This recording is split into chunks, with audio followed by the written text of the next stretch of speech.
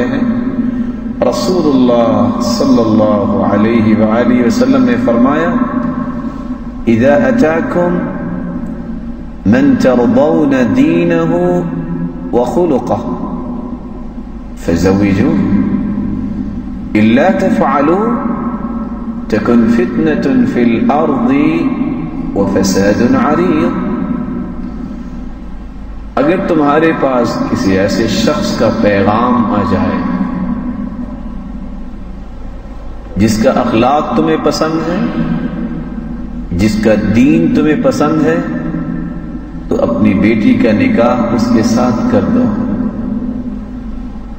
دو بنیادیں، دین اور اخلاق.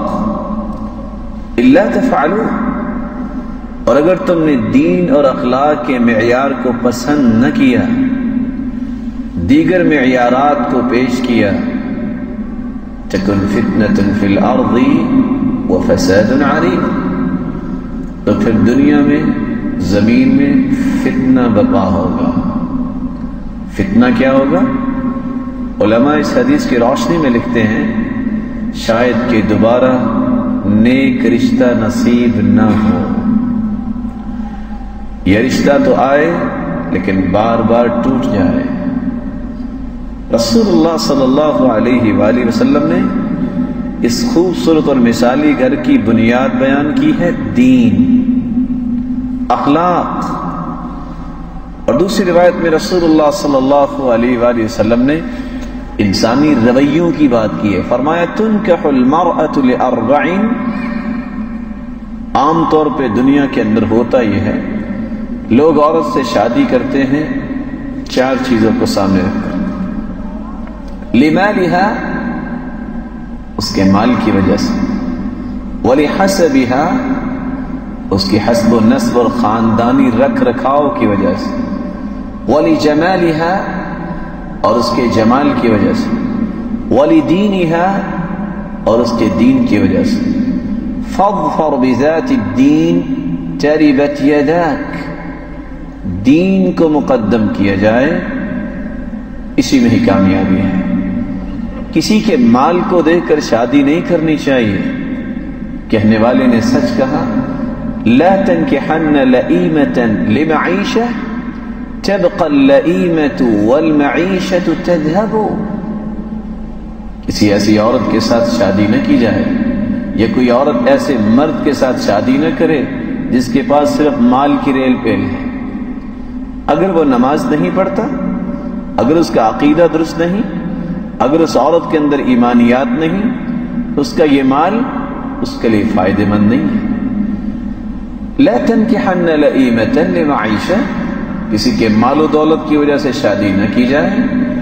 تبقى اللئیمة والمعیشة تذهب، اگر اس کے اندر کمینگی ہے تو یہ کمینگی اسی طرح رہ جائے گی.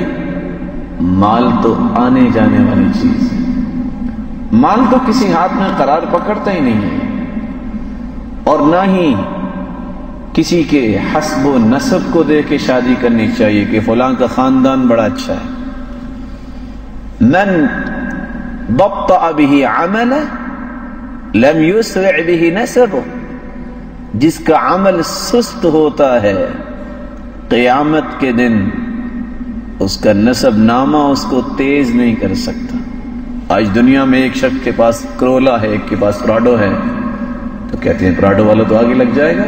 لیکن یہ معیارات دنیاوی ہے، اللہ رب العزت کے ہاں یہ معیار نہیں ہے.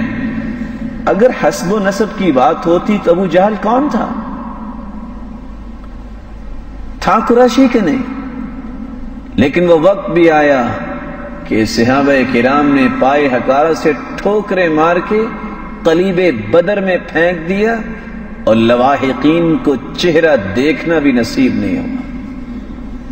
اس لیے ایک طرف ابو جہل ہے بڑے خاندان والا، دوسری طرف بلال رضی اللہ تعالی عنہ. کون بلال؟ رنگ بھی ان کا کالا تھا، غلام بھی تھے. لیکن عبد الرحمن ابن عوف رضی اللہ تعالی عنہ قریشی خاندان کے تھے نا. انہوں نے اپنی بہن کا نکاح ان کے ساتھ کرنے کو سعادت سمجھا ہے۔ آج بتوں کے پجاری، وہ لوگ جن کے اندر بت پرستی کے کچھ آثار ابھی باقی ہیں، ویسے پتھر کے بتوں کو تو نہیں پوجتے، چلتے پھرتے بتوں کو پوجتے کہ میرا باپ سید ہے، میرا باپ فلاں ہے، میں کیسے فلاں کے ساتھ رشتہ کر سکتا ہوں؟ قرآن مجید کی اس آیت کو سمجھنے کی ضرورت ہے۔ وَجَعَلْنَاكُمْ شُعُوبًا وَقَبَائِلَ لِتَعَارَفُوا إِنَّ أَكْرَمَكُمْ عِندَ اللَّهِ أَتْقَاكُمْ إِنَّ اللَّهَ عَلِيمٌ خَبِيرٌ۔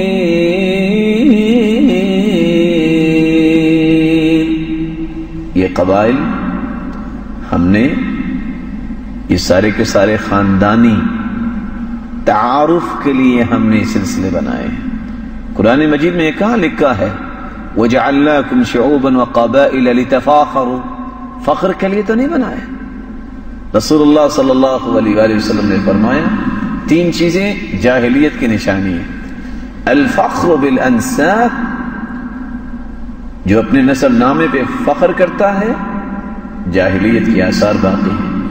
اور یہاں میں محمد بن منقدر کی بات بیان کر کے وضاحت کرنا چاہوں گا، شاید کہ اس بت کے پجاری اپنی اس بت پرستی سے باز آ جائیں۔ مدینے کے اندر قحط سالی ہوئی، اشراف اس وقت مدینہ میں رہ رہے ہیں، مدینے کے لوگ باہر آئے، دعا کی بارش کے لیے۔ کون سے لوگ؟ خاندان بھی بڑے ہیں، لیکن بارش نہیں ملی۔ وہ شخص جو جوتیاں بنانے والا ہے، جس کو آج ہم سکورن سمجھتے ہوئے موچی کا لقب دے دیتے ہیں، اس نے دیکھا کہ بارش نہیں آئی، اپنی جوتیوں کو سمیٹتا ہے، فقام، کھڑا ہوا، فتوضا فاحسن وضوءا، وضو کیا اور وضو کو بہترین کیا، ثم صلی رکعتین، پھر اس نے 2 رکعتیں پڑھی، فلما انصرف تربع، جب اس نے سلام پھیرا بیٹھ گیا۔ ہاتھ تو مدینے والوں نے بھی اٹھائے تھے، اس نے بھی اپنے 2 کمزور ہاتھ اٹھائے اور آسمان کی طرف نظر اٹھا کے کہتا ہے ربا ربا انی اقسم علیک، اے میرے پالنے والے، میں تجھ پہ قسم ڈالتا ہوں، مسلمانوں کو بارش کی ضرورت ہے، بارش عطا کر دے۔ محمد بن منقدر فرماتے ہیں میں نے دیکھا اس کے ہاتھ اٹھے تھے، ابھی نیچے نہیں آئے تھے، اللہ نے بارش نازل کر دی۔ اللہ کے ہاں تو معیار تقویٰ ہے، اللہ رب العزت کے ہاں معیار خوف ہے، دینداری ہے۔ بلال اس وقت کون سی جوتی پہنتے ہوں گے؟ تھی اس وقت یہ ساری کمپنیاں، یہ باٹا اور یہ سروس اور اسٹارلیٹ، تو تھی کمپنی اس وقت، نہ جانے کس طرح کی وہ جوتی پہنتے تھے، لیکن زمین پہ چلتے ان کے قدموں کی آہٹ جنت میں سنائی دیتی تھی۔ یہ معیار ہے۔ اللہ رب العزت ہمیں اس بات کو سمجھ کے اپنی زندگی کے زاویوں میں شامل کرنے کی توفیق عطا فرمائے۔ کسی کے مال کو دے کر شادی نہ کی جائے، کسی کے حسب و نسب کو دے کے شادی نہ کی جائے، نہ ہی کسی کے جمال کو دے کے شادی کی جائے۔ ایک شخص دنیا جہان سے خوبصورت ہے، نماز نہیں ہے، اللہ رب العزت کے ساتھ ایمان نہیں ہے، اس کا حسن وبال جان ہے۔ اس لیے کہنے والے نے سچ کہا، جمال الوجہ ما قبح النفوس كقنديل على قبر المجوس۔ جمال الوجہ ما قبح النفوس، ایک شخص جس کے پاس جمال ہے، حسن ہے اور حسن کی رعنائی ہے، لیکن ایمان نہیں۔ اس کی مثال ایسے ہے، ایک مجوسی مر جائے، اس کو قبر میں دفنا دیا جائے، آپ کا کیا خیال ہے؟ جتنی لائٹیں یہاں لگی ہوئی ہیں اگر قبر کے باہر لگا دی جائیں تو قبر میں روشنی چلی جائے گی؟ ایسے ہی وہ شخص جو خوبصورت ہے لیکن اس کے دل میں تاریکی اور سیاہی ہے، جہالت کی، بے ایمانی کی، یہ ظاہری ٹیپ ٹاپ جو ہے اس کو فائدہ نہیں دے سکے۔ ابو لہب کون تھا؟ اس کو ابو لہب کیوں کہا جاتا؟ سبب کیا تھا؟ اس کا چہرہ چمکتا تھا، لیکن سب سے پہلا دشمن اسلام کا اور اللہ کے رسول صلی اللہ علیہ وسلم کا کون بنا؟ ابو لہب بنا۔ جب اس نے کہا تبا لک یا محمد صلی اللہ علیہ وسلم، تیرے ہاتھ ٹوٹ جائیں، اجمعتنا لہذا، تو نے اس لیے ہمیں جمع کیا؟